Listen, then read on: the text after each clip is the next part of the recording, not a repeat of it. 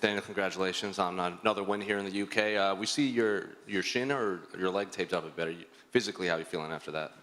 That's just a bit of bruising, I'm fine. But I'm shattered, mate. If I'm honest, I feel like I'm losing the plot a little bit. I haven't slept probably for 2 days. So, yeah, it's been a heavy couple of days. Why so heavy? Or is it nerves? Is it just the time change? What was it? A bit of everything. So usually I don't sleep well on weight cut night anyway. Sure.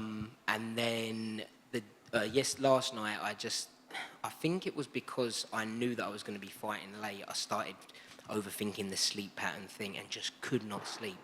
Today, tried to sleep, couldn't sleep, and then my daughter went to A&E, my wife said, so I was a bit stressed about that, and yeah, it's just been one of those things where it's just one thing after another. But, you know, I got the win, that's the main thing, but I could do with some sleep. She all good? She's as good as she can be. You know, the A&E situation wasn't necessary. It was more my wife just making sure she's okay with obviously not having doctors open on a Saturday. So, but yeah, we've got a few ongoing issues, but at the moment everything's good.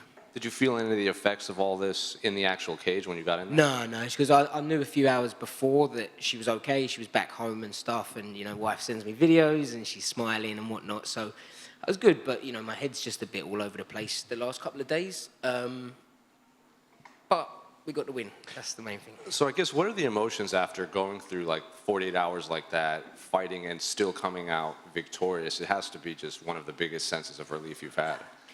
Yeah, it's a good feeling. You know, I'm a little bit disappointed, obviously, that last round, because I feel like, you know, he was giving the crowd a good fight. I saw some fights backstage and thought, okay, there doesn't look like any fight of the night contenders right now, but that third round, you know, I know he was fishing for a Kimura, and Kimuras aren't my speciality in defending, so I kind of played it a little bit safe, and he felt pretty strong, pretty heavy. He knew what he was doing. So a little part of me did kind of play it safe a little bit. I didn't want to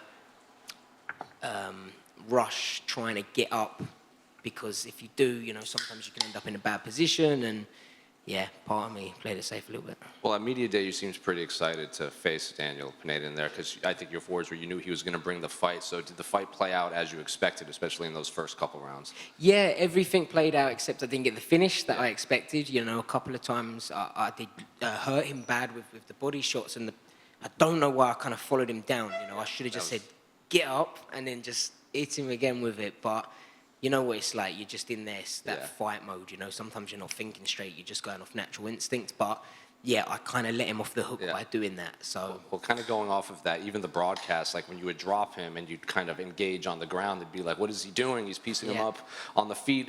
Did your coaches say anything about like that? No, you know, even the coaches after were like, don't do that, you know, let him back up, but as I say, you kind of, it's that natural instinct, you know, I'm going to finish the fight, oh crap, now I've just given him the rest that he needed, you know, and he was in the first round holding on, you know, there wasn't really much I could do, but we learn, you know, that's the main thing. So I guess moving forward, what do you want the rest of your year to look like? Do you want to get back in there soon? You want to take some time off with the family, and do you have names in mind? So originally I wanted maybe Paris or Abu Dhabi card.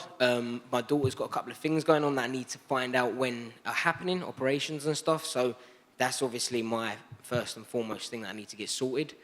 Names, I don't have a name, but I do want to rematch with Muhammad Naimov at some point. You know, at the end of the day, I can go on social media and call him out and whatnot, but at it's going to be Sean Shelby and Mick Maynard decide that. So, you know, I know that it's down to my manager to just get onto the phone and, you know, try and make that happen. But that is a fight that I want to rectify. You know, I'm not even going to class that as a loss from how it went the last time. But yeah, you know, I know what the UFC's like. At the end of the day, they need to find a date that works for him. They need to find a date that works for me. And that's if he's even going to accept it, which I don't think he will. Is that a fight you would want to do again in Abu Dhabi, based on, considering that's, No, you know, ideally not. But I would if I have to, because I will finish the fight. You know, that's what I've said to people before. As much as I want to make excuses, if I'd finished the fight in the first place, it wouldn't have mattered. So next time me and him are fighting, I'm putting him out within 2 rounds easy. Nathaniel, over to your left.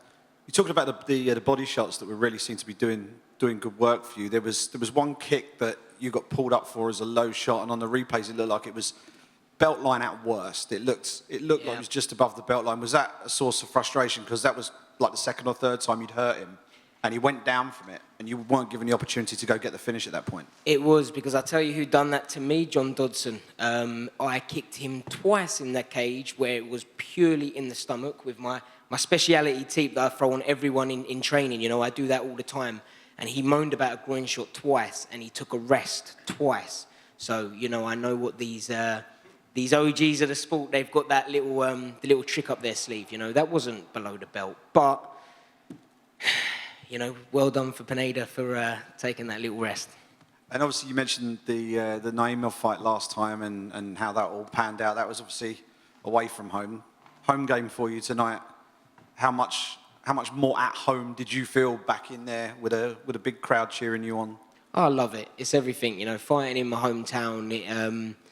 It's special, you know, when you have the crowd behind you and you see the England flags and you see your mates in your Prospect Apparel T-shirts, you know, that's a special feeling. So, yeah, when I can, I'll always be asking for the home crowd fights.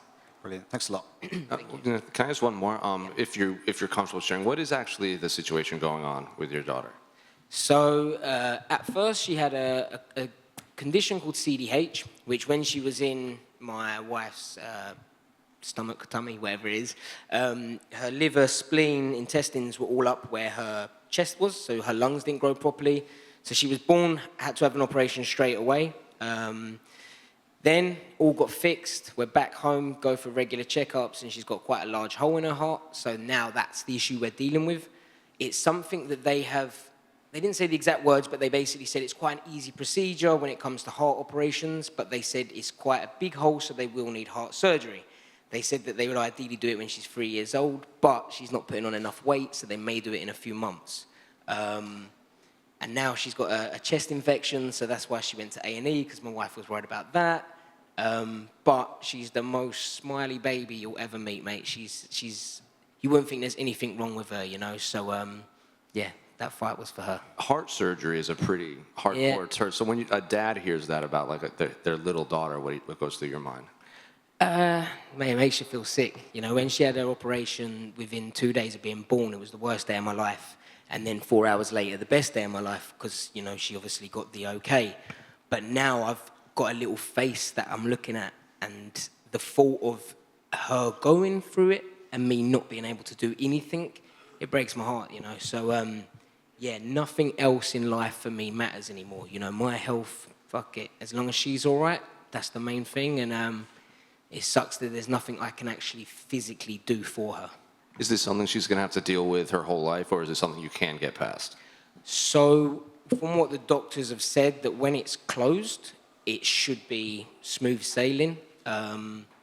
So we'll just have to see when she's had it. But yeah, you know, I'm pretty confident everything's going to be fine. And she's got my blood, so she's a fighter. Nathaniel, over here.